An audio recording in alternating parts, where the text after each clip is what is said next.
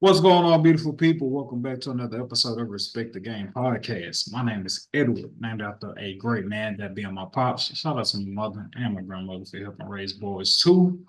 Not at full strength at the moment. Hopefully, our brother Sean Hart is able to tap in with us, but nonetheless, we are going to hold it down. What is a podcast without your brethren? Yo, it's the host with the most that blows the most smoke, Black Piece, the rap plug, the hip hop plug, you already know. Be sure to check out the reruns of Talking Smoke on Apple Podcasts, Spotify, anywhere you get your dope podcast from. Yeah, man, let's go, baby. Good morning, good afternoon, good evening, depending on where you are in the world. It is I, the one and only Sedacious Miles, and on behalf of me and my brothers, I want to say thank you so much for your support and for your love. Please go follow me at I am Sedacious. That's at IAMSEDATAIOUS on all platforms you can think of. And even if I'm not there, just search me anyway. It don't matter. Um, yeah, take it away, bro. And by the way, just want to let y'all know, y'all see the star. It's Victory Monday this week. You know what I'm saying? Victory week. We feeling good this week. And on to the next.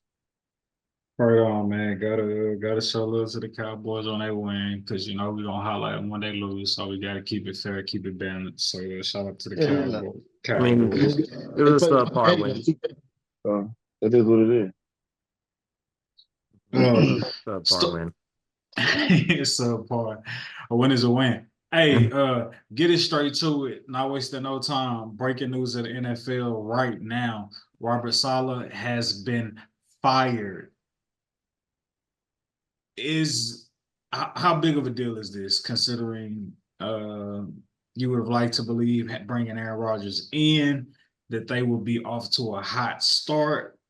For those who haven't seen the graphic now, but the team's offensive success at this very moment is pretty much the exact same as their production when they had Zach Wilson, in terms of touchdowns, offensive yards, as well as their record. There has not been in any way a great discrepancy, a great difference in inserting Aaron Rodgers into the position that Zach Wilson was in last year. The result has still been the same. Um, but going to you first, Black Peace. Um, yeah, what does this mean for the New York Jets organization firing Robert Saleh? Aaron Rodgers put out the hit, plain and simple. He put out the hit.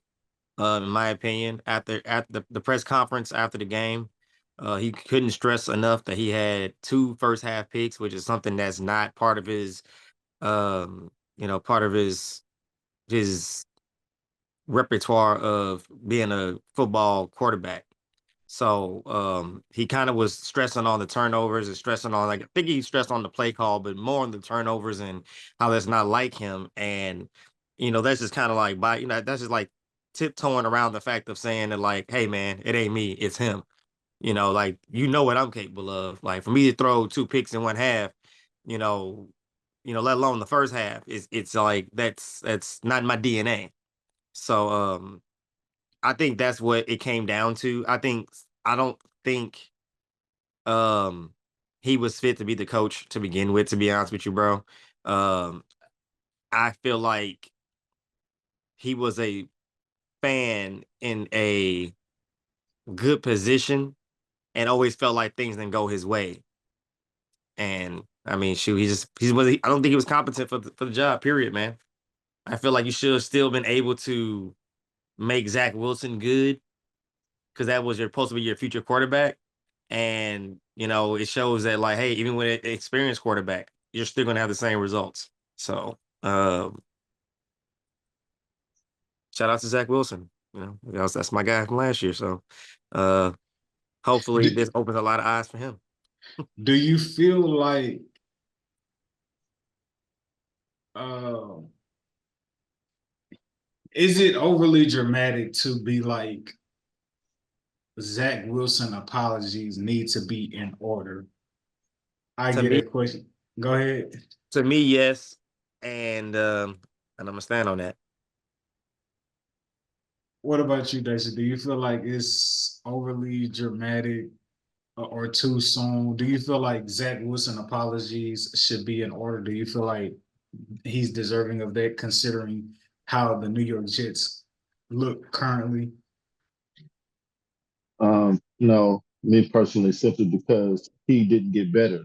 So I mean, I understand somebody saying he didn't get better because he didn't have a good team or didn't have a good coach or a good system. But I felt like there are things that there there are ways that you can exhibit um, progression just solely on your own, just things changing within you before it even gets to your teammates helping you be productive, before it even gets to your coaches helping you be productive. I think it can be seen, growth can be seen from a person who's doing the work on their own behind closed doors. And I feel like I had never even seen that from him. So that would be the only thing. If there is an apology due, it would be because he was not given the opportunity and he wasn't assisted and aided in that regard. But even, just Lamar Jackson before coaches, before teammates, he cold before all of that. And I never, what I'm saying, Zach Wilson was never, in my mind, trending toward elite.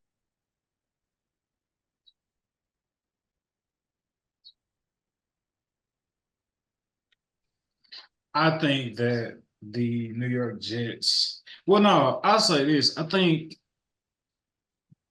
maybe people want to try to like give him a full season, but Aaron Rodgers is washed. Like it's just like let it be what it's gonna be. Like he's washed. He hasn't looked great. Um, I think that's overreaction. I think the fact that you had positive energy with a quote unquote washed quarterback, and you have the same results you got from Wait, negative energy with a potentially good quarterback, like or potential rookie with the young quarterback. I feel like that says a lot about the coaching to where I feel like, okay, if you have the same results with you being happy and, giving Aaron Rodgers his praise as a head coach, and you sell the same exact results when you didn't give this guy no positive energy. So I look at it like, so what if the exact same things happen, but the coach didn't go over there and think the season was over with week one? And he mm, gave positive energy of like, no, man, we know you got this. Go in there and win us this game. I feel like that could have possibly be, the issue. It's like, bro, like you didn't even believe in the guy. Like, I think if you'd have actually believed in that kid and gave him that positive energy and believe like, hey man, you can win these games for us the right way instead of just huffing and puffing and trying to do your version of hyping them up, which is fake. yeah, yeah, two Like, John Jones. Oh, sorry. Yeah, no. You actually hitting that nail on the head and driving that home pretty good. Pause. I don't know if I'm supposed to pause it, but I'm gonna pause it. Um, and to piggyback off that point, bro, yes, let's go all the way back to San Francisco. All the way back to San Francisco. Now we see that it was actually the personnel, what I'm saying, not necessarily the schematic. You know what I'm saying? A basic schematic with that personnel would have made them look how they look, right? And so now you move on, and these shoes you just can't quite fill, and it sucks because once you get to the big league, and coaching has its hierarchy just like anything else. You know what I'm saying? Just like JV varsity, everything has its hierarchy. So defensive coordinator, we understand, but assistant head coach is one thing, and then head coach is a whole nother thing, right? Like before you're an offensive coordinator, defensive coordinator, and then you may be an assistant coach before you even become a head coach. So in my mind, I would agree with Darnell. Robert Saleh he was just a rah-rah guy. He's just what I'm saying, a glorified motivator. You know what I mean? And because of the personnel he was given by the GM in San Fran, he looked like he was the machine, right? He looked like he was gonna running it. Well, really, it's Fred Warner, and them boys, right? So Now I I feel like everything is kind of starting to come to pass with Robert Saleh just not being, just not measuring up as what a head coach in the NFL should be. You know what I'm saying? And I'm talking about scheming and also emotionally and, for lack of better terminology, intimately. You know Yeah, what I mean? absolutely. It takes, you have to have both of those. You have to have a good balance of both of those to be able to be a leader of men. You can't sound dumb, because then they're not going to be invested, because they're gonna be like, what the hell are you talking about? I've so never so seen a coach go through so many emotional changes due to the quarterback situation at hand. yeah, and you can Like see it on his face too. expressing it in the press conference and on the sideline. Like, I'm like, bro, like, who's supposed to want to win when you're like throwing your hands up, like, oh my God, oh my, like, I Right. get it, bro, but stay composed. You're the leader of This men. old nigga here, he get hurt. Nah, I got to deal with Like, this. no, it's not how this works. That quarterback is watching you do that, and now he has to find some kind of Yeah, courage and confidence. It's like, you know what, coach, I'm gonna prove you wrong. He shouldn't have to do that. He should already be looking at you like, hey man, we got this. Come on. Like, actually, a lot of quarterbacks have been getting hurt recently, and like the head coaches have been standing firm. Like, you ever see them emotionally break down like Solemn does? That's sad. It's like, bro, like, yeah, put your poker face on, brother. Your yeah. team needs you. When you do It's that, who do emotional. you think you're helping? You can tell it's more about emotion and less about being a tactician, because you were going up against that other guy and his brain across the field from you, and that is where the game is lost. You know what I mean? You have the personnel, you don't have the scheme Mm-hmm. that that a good enough scheme that can go up against these defensive coordinators that's studying you, or these offensive coordinators that's studying you, right? And then what are they studying for real? You know what I'm saying? Like that basic defense, while Kyle Shanahan is on the other side shredding defenses, it's not gonna work. Not gonna work. Sorry, not even in your division, AFC East, not even in their division, because the Patriots come. Jacoby Brissett or Ramondre Stevenson, they might Yeah, have man. something. There go my gun celly right there. E-Mac know what that means. Load up the Draco. Load up the chopper. Load up the Draco, man. Load up the Draco. Oh, That last week brings was us. a well, That brings us up to our next piece of breaking news. Going into week 5 or week 6. The talking about coming up, week 6. week 6 of the New England Patriots. New England Patriots are starting Drake Maye, uh, highly talented quarterback, drafted from University of North Carolina, Tar Heels. Darnell, I mean, what are you expecting from Drake in his opening NFL debut as a starting quarterback going up against our Texans? One of the things that I think holds a lot of weight in Drake May starting is the fact that he has not been thrown into the line of fire fresh out the gate. He's been able to sit on the bench to digest information, learn from Jacoby Brissett. Even though you may feel like Jacoby Brissett ain't some like superstar Hall of Fame quarterback, nonetheless he has experience and like Yes, wisdom that he could be able to pass down to Drake. So with Drake not being in a quarterback situation like most guys who are drafted, where they have to start immediately, the Bo Nixes and so on and so forth. What are you expecting to see from Drake? What are your expectations? Now, this is only because it's slightly early in the season. I feel like the Texans are a welcome to the NFL style defense. Prime example, Caleb Williams. And I say that to say I feel like he kind of I think he gets a a enhanced introduction to the NFL, going up against that defense, knowing that he's going to get blitzed most likely, being young, being inexperienced, not having a lot of chemistry with the receivers. And I think the Patriots, if they have any ounce of intelligence, are going to try to get the ball out fast. I don't think this is a time to show off any kind of fancy footwork. Unless it's a quick draw, there's no time to be out here trying to launch the ball down the field and just try to show your pocket presence. This is not it. Ask a mobile quarterback named Caleb Williams, who's the Heisman candidate and former Heisman winner from the year before last. He got mangled and left that field salty. So with that being said, I feel like I feel like it's the perfect thing to catch him up to welcome to the NFL. A lot of those linebackers are going to be needing to prove themselves from the last couple of weeks of being kind of lackluster and not as aggressive as they should have been to a lot of quarterbacks. And Drake May is going to be like, to a certain extent, a moving target. But if the tacticians are tactating, just made that up.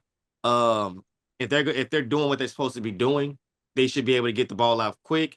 Let Stevenson, ease it up a little bit because the Houston run defense is not as strong as it needs to be. And just play it smart. Like, they got a fresh quarterback. He's washed. He's good to serve his purpose as a secondary quarterback, in my opinion. Respect to the brother. Hey, man, he had a wonderful career for what he has been given. Absolutely. But it's time for a new face to show up, especially with the Patriots. They've been needing it since the GOAT has left. And I think this is a nice transition. Will he be the GOAT? Probably not. But this is a nice transition from the GOAT, in my opinion. You don't drop all the way down at their former quarterback's level. I'm not going. I think he's definitely gonna surpass. I'm sorry, I'm not even trying to be a hater. What's the old quarterback's name? Mac Mac Jones. Jones. There we go. Everybody's definitely gonna surpass the Mac Jones. I'm like, we appreciate Mac Jones' contribution now. He granted, backing up. that was a nice contribution. That's why Yeah, I'm even saying yeah. that. I'm not even trying to say it like, oh, he's gonna just Mac put in a little work when he was, had a little highlight, and I feel like he's definitely gonna surpass that for his career. Yeah, he backing up Trevor Lawrence out in Hey, Jacksonville. the Cowboys crazy work when I was in jail. Gave the Cowboys crazy work. Oh yeah. But basically, I think this is not the Jones. game to show off anything with Drake, in my opinion. That defense needs it more than Drake needs a good start. Right on. All right, man. Moving on to the updated Heisman race. Before we dive into the updated Heisman race, for the audience out there, here's a quick playback to Rostradamus, that being Black Peace, speaking what transpired with Cam Ward, speaking it last week into the future as he had the great historical comeback versus Cal this past week. Take a listen. I want to say the young boy out of the U. I think he still has potential to make some moves to be the Heisman. Talking about Cam Ward. Mr. Cam Ward, yes, sir. Yeah. Why do you feel like Cam Ward? I feel like. Well, what potential do you see right there? Pressure. He's one of the players that I've noticed that has kind of been playing against the pressure for the most part.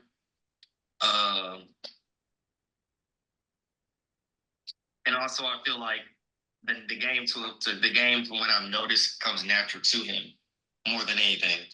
Especially being in Miami, a rebuilding university, I guess you could say, trying to get back to the mountaintop. I feel like they're doing a lot more than what they're projected to be. I feel like with Bama, a lot of teams have a system that makes them better than what they are. And I feel like that's what the product of Bama is. Bama under new management, though. Playbook's still there. That playbook's still there, brother. That playbook's still there. I feel like, to a certain extent, the right notes are still there, brother. The right notes are still there.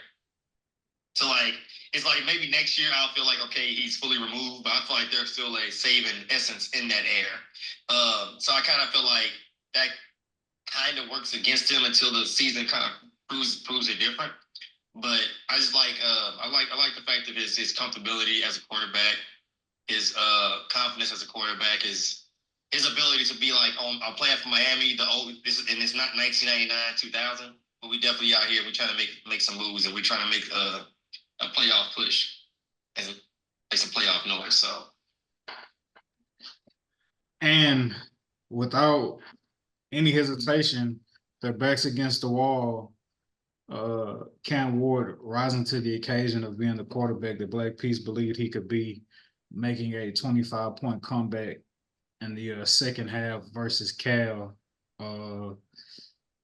That I mean, the quarterback is always going to get the most attention, and so I want to say it's arguable. I think arguably is like a fair word to use in saying arguably one of the greatest performances thus far for those who are Heisman candidates. Obviously, again, you got Ashton Genty with him. His first play this past week was like a 60, 80 plus yard touchdown to the house on the very first play.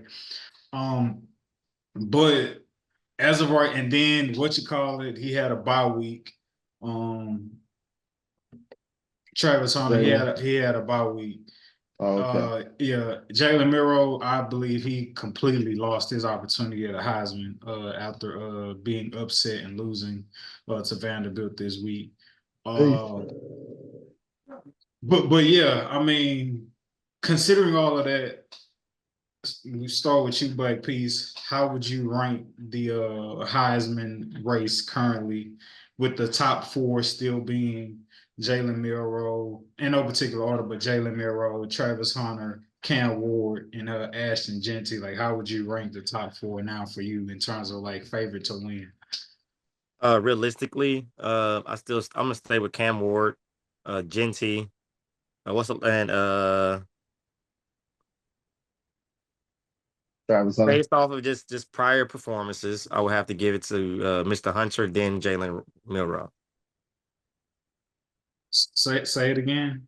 I'll have to go put number 3, Travis Hunter, and then Jalen Milroe. As much So as I would like Jalen Milroe to be number 3, that loss is it's a lot. So you got Cam, Ashton, Travis, Jalen. Yeah. Okay. I don't know. I feel like it may be obvious, but how much? Well, you got him as one, but like, how impactful or how long lasting do you think that win against Cal? Do you think that could be enough to like propel him to like secure the Heisman, or do you think he's going to like continuously to have to back that up week by week by week by week by week? I think he's gonna stay in the lead until he loses. That's whenever it comes in jeopardy. I know it seems pretty obvious, but just the trend of like, okay, like it's still college football. Who has the best record? Who's leading to the best record?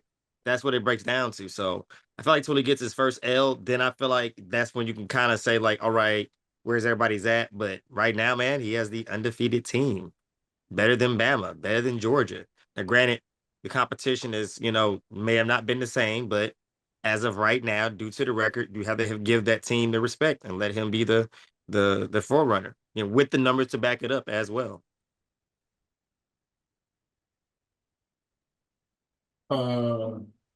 Dacius, how do you rank the Heisman race currently? I'm trying to figure. I think I would swap the first two Darnell has. I think I would go Ashton first, then Cam Ward. But then I would put Jalen Milroe after them three, after those two, then Travis Hunter. So you got Travis last. Okay. Because if we go in competition, Cam Ward has to go behind. Well, Ashton Genty, that's just something on its own, right? For me. And then if we go in competition, then I'm going competition versus skill, Cam Ward, Jalen Milroe, and then Travis Hunter. They still lost to Vanderbilt, dog. I mean, I know it's Yeah, one. but I don't think I'm glad you said they lost to Vanderbilt. You didn't say he lost to. But but Cam was in the exact same position. Not saying you're fighting in between them, but I'm saying Cam was in that exact same position and persevered. He was losing to a lower ranked team, and found help lead the way. Like you say, it is a team thing, of course, but I mean, he's the main guy throwing it to where it needs to be at. Yeah, no, Of bro. course, the receivers have to catch it. Of course, I'll the tell blocker got you. to block, but you know how this game goes. The only reason, you know what I'm saying, and I agree with you, the only reason why the tail of the tape is the way it is for me is simply because of Division I, Division II, and stuff like that. Literally, I mean, you they know what all I'm saying? Division One though. Well, I'm just saying, like, we know Powerhouses. where the I big got boys like go. your power five school type. We know where the big boys go, and we know where, yeah.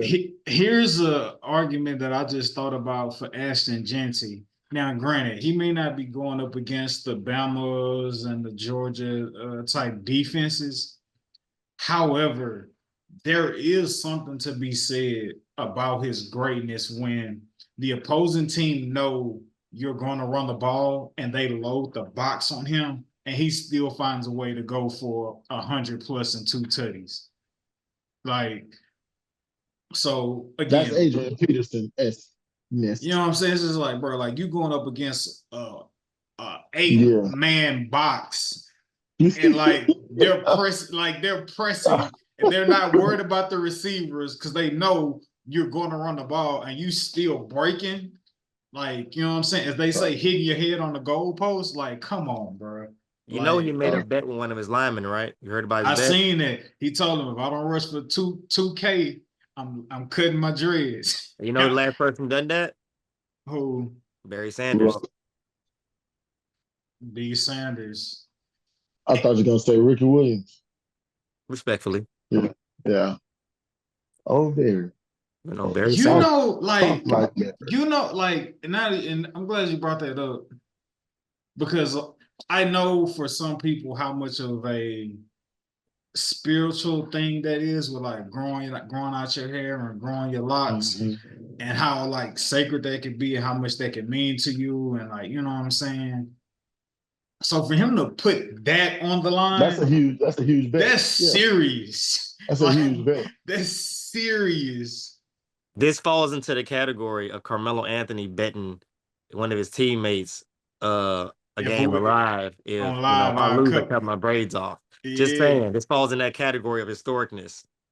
Yes, man. Yes, bro. Yeah. So like for him to say that, I think, yeah, like for him to make that bet with his lineman, and also too for him to decline transferring and going to a bigger school and being like, no, I got it made where I'm at. I got that chemistry with my lineman. I got that chemistry with my offensive coordinators, my running back coaches. Like, I don't need to go chase XYZ or whatever, trying to be in the hype with the bigger schools. Like, my bread is buttered here. Like, I'm gonna Respect the go. game, baby. He respected the game, yeah, I mean. And so yeah, man. Last week Yeah. I had Travis 1, Jalen 2, Genty 3, and Cam 4 is how I had it. And also too, I said that the way for Cam Ward to get up there is Neil Rowe was gonna have to fall off, which he did. I said that. I knew the route for Cam to get up there had to be for like Jalen to fall off. And he did. That happened. 2, out of sight, out of mind. Colorado had a bye week, so we didn't get to see the heroics of Travis Hunter. But then again, Ashton Jeanty, I think he had at least 2 touchdowns. So he continues to do Ashton Jeanty like things. The only thing I hate about Ashton Jeanty is that I hope doesn't go against him is that people get bored with his greatness because like he's not broadcasted on television and with primetime games like that. So I hope people don't get bored with his greatness. But yeah, so if I had to update it, I believe 1000% it would have to be Cam first because like the award is naturally a quarterback friendly award, and with that comeback, I feel like he on prime time stage. Your team undefeated. You're going up against i.e. greater competition than Ashton Genty and Colorado. Like you're gonna get that stamp. So like we're gonna put you at 1. Travis, I'll put Travis at 3, and I will put Genty at 2, and Jalen at 4. And I don't really think too many people will argue with that. I think that would pretty much be the overall consensus. And funny enough, that's actually what the odds are. Cam Ward 1, Genty 2, Travis 3, and Jalen Miro 4. Hold on. Week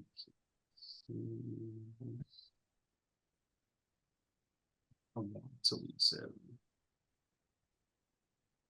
It's just all these different phases with different betting odds, but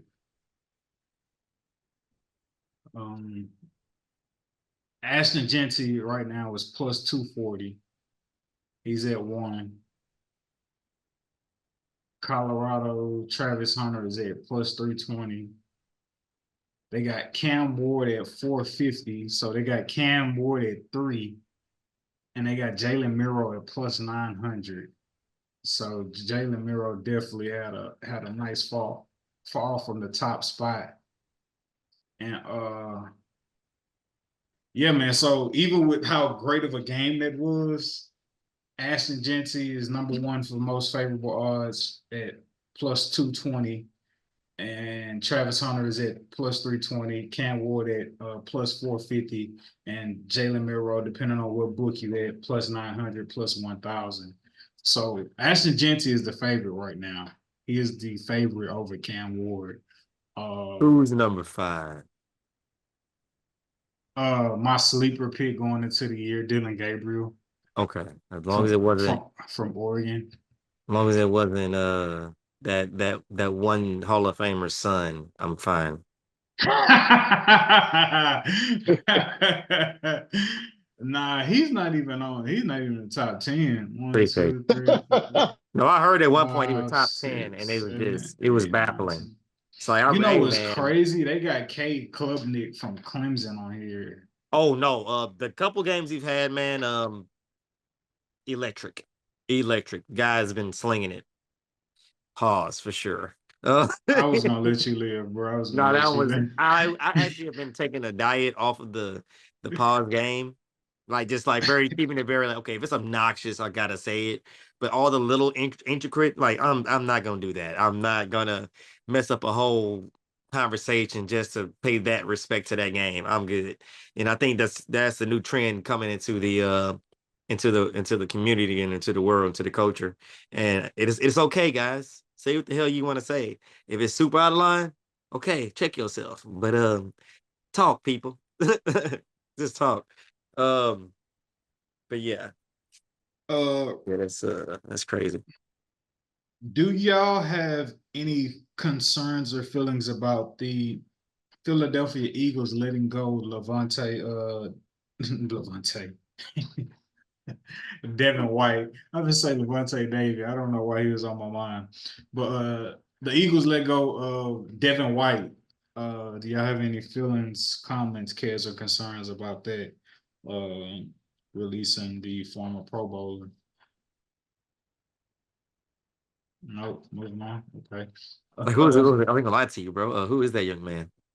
You remember the linebacker that was like the star linebacker for the Bucks when Brady was there? Yeah, we go. Okay, see, okay, that shows you a lot that due to who he is and where he's at and the team and the limited amount of like who are you from where I came from, that's not good, and that's not a good sign. The Eagles are a potential playoff, maybe even Super Bowl potential team to a certain extent, depending on their health conditions. And for me not to know him, that shows your production. So yeah, I have nothing to argue about with that, sir. All right, so I want to start here. And this is going to transition into some WNBA talk. Black Peace. Who was it at the very beginning of the season that put everybody on notice? Why you covered up your face? You don't even know what I'm about to say, bro. Oh, go ahead. I apologize. I thought I'm be honest. I apologize. I thought you were about to talk about CC. And I was like, here we go. Nah, come on, Well, let's go. nah. I had to. Know what's up? Who was it at the very beginning of this season who put the whole basketball world on notice that a particular team, that being the Connecticut Sun, were pretenders? Who was that person? If you just had to take a random remembrance of recollection in your memory, who was that person who told the world that the Connecticut Sun were pretenders? Emacs Stacks Incorporated. Like definitely. I this is coming from a AT fan. They started off super strong, undefeated, I think, for like the first 8 or 9 games, something of that nature. And I was definitely saying, oh yeah, they had a bitter taste in their mouth. They about to go make a deep run. And Emacs Stats himself was just not convinced at all, not even by nothing that he was seeing, even the improvements that they were doing, it just wasn't sticking. So definitely it was Emacs Stats. Yeah, man, and I'm not a hater, and I know right now with all the attention that the WNBA gets, you know what I'm saying, with there being a new community and new viewership, you want to like prop and build up the players and highlight their greatness or whatever. That's cool. I do that in the same breath as I talk about players' greatness. I also like, you know what I'm saying, point out where I see teams can improve and so on and so forth. And yeah, basically at the beginning of the season, the Connecticut Sun super duper overhyped. Um, and the reason I found flaw in them is because their record early on to start out the season was a result of them playing teams that were below 500, teams obviously really not that good. They had a heavy dose starting off their season of playing the Indiana Fever with Caitlin Clark.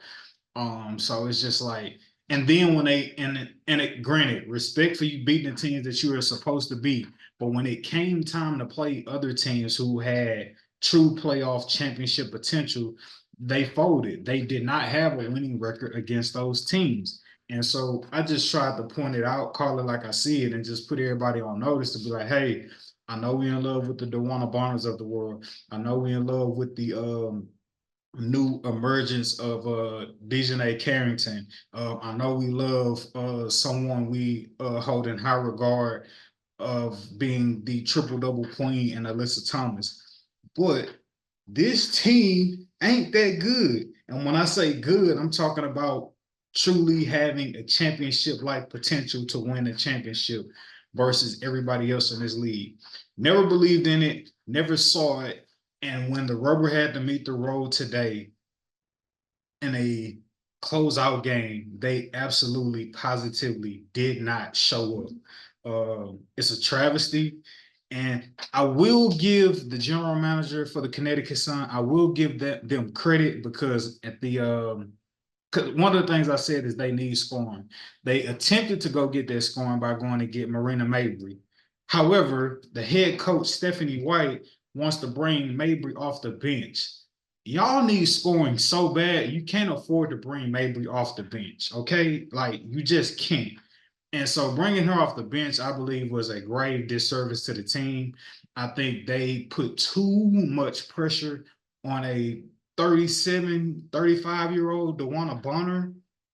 Like, bro, like she can score, but I don't think y'all need to be leaning heavy on her to be y'all knight in shining armor to go out there and like the one that didn't even average 20 this year. Y'all don't even have nobody on y'all team averaging 20. Y'all try to hang y'all hat on defense, which is cool and all, but y'all struggle so much on the defensive end that if y'all are trailing a team, y'all don't have the type of offense that could get y'all back in the game quickly because y'all play so slow. Y'all don't have a run and gun style type offense. Y'all like to run everything through Alyssa Thomas, which is cool when you leading, but when you're trailing and you need quick baskets, y'all struggle because that's not really the essence of how y'all play.